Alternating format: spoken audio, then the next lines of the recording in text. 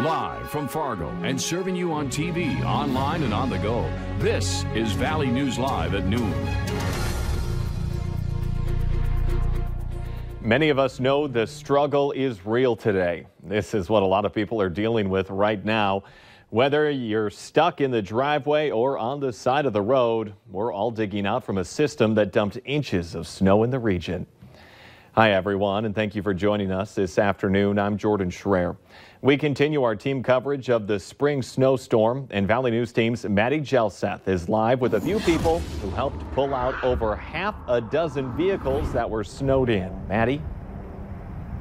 Hey Jordan, yes, that is correct. The Fargo-Moorhead Pullouts and Jumps Facebook page go throughout the whole entire surrounding area and pull people out. I was actually with James this morning pulling out somebody who actually got stuck, and I thought it was a goner. Talk to me about kind of what you guys did. We kind of just hooked it up to the undercarriage to the receiver hitch with my chain, and it was kind of a challenge for me,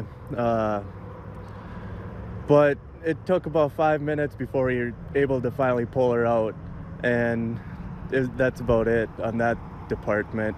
Right, and you guys go out throughout the whole entire area, and you started this page. Why did you start this?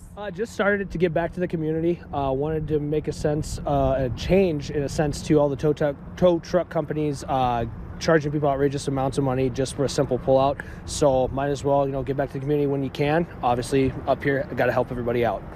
Right, and it's April, and it's snowing, right. And you guys have never seen this before. Talk to me a little bit about that. It's crazy, I'll give you that one. I wish it was, 87 degrees, be out in shorts right now, but we're doing this, so can't complain. And you guys just continue to help people. They message you on Facebook, you guys go out. Is that kind of just the process, or what do you guys do?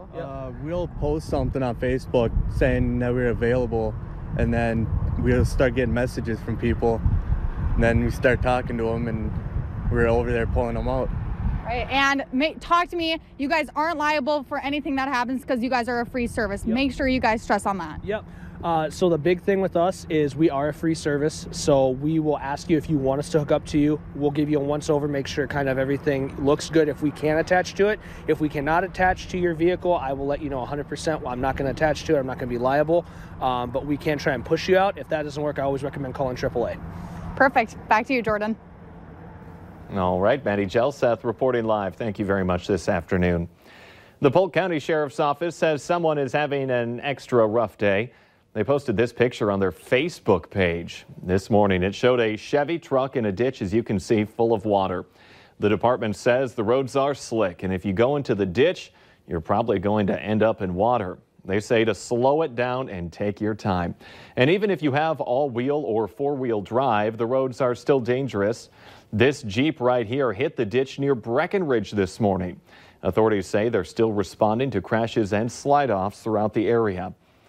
Things have since calmed down in the metro and around the area. To see what happened and how the rest of our day will shape up, let's check in with Storm Team meteorologist Justin Fanfarelli. And thank you, Jordan. Good afternoon, everybody. Yes, the snow is still falling, light to moderate around the region. Here's some of the snowfall totals that we've seen so far, and a good amount of us have gotten between 8 and as many as 18 inches of snow from this one. Forbes, North Dakota at 14 inches, Ellendale and just off to the east of Bagley also at 11 inches, Havana, North Dakota at 17.5 inches, and 5 miles south of Fargo, 9.5 inches of snow. Here's the current weather alerts. We've seen the blizzard warnings all downgraded to winter weather advisories, and winter weather advisories in effect for basically the entire eastern 3/4 of our viewing area. We just a little portion of our viewing area in a winter storm warning right now. That's into portions of north central Minnesota. Here's what it's looking like right now in terms of the snow. We're seeing some areas just off to the south of Fargo to the west of the Wahpeton area, some moderate snowfall, but otherwise just light snow showers into Lakes Country and light to moderate snow shower activity into the northern valley and northwestern Minnesota. The scattered snow showers will stay through the afternoon and possibly into the evening. We also have winds of 20 to 35 miles per hour, causing low visibility and some blowing and drifting of snow. So there's the snow showers eventually tapering off Mostly cloudy skies through the afternoon and evening. High temperatures will add a couple of degrees to where we are right now, into the lower 30s, and the wind will be breezy this afternoon, eventually dying down by this evening. We'll tell you what to expect as we go through the weekend and how warm we're going to be to start next week. That's coming up later in the newscast. Thank you, Justin. A state trooper's dash cam shows just how rough the conditions were at the height of yesterday's storm. Take a look at this. It's video from Worthington, Minnesota. A state trooper directing traffic around a jackknife semi. You saw it right there. He was pushed down by the wind and knocked right over. Luckily, he was not hurt, but police say the video is a reminder to stay safe in wintry conditions. And the winter sure is hanging on with a vengeance in Minnesota. In St. Cloud yesterday, downtown streets were deserted with the near whiteout conditions. The roads were hazardous with plows out just trying to clear what they could. Despite the harsh weather, people were out snow blowing their driveways, and some of them say they just needed something to do on their unexpected day off. And it seems Mother Nature isn't a fan of America's pastime. Our winter weather canceled today's Minnesota Twins game.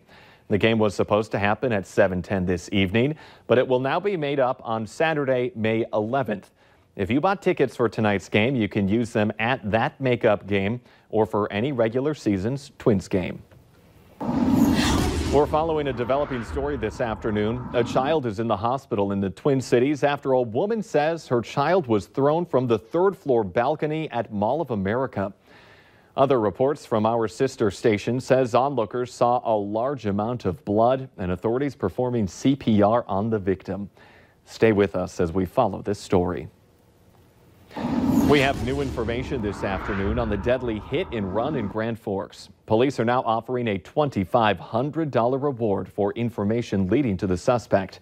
It happened this past Sunday near I-29 and Demers Avenue. Police say the victim, Christine Melvin, was passing through town on a train. The vehicle involved in this crash will likely have front end or hood damage. Call police if you know anything about this. Let's take a look now at this week's Valley's Most Wanted.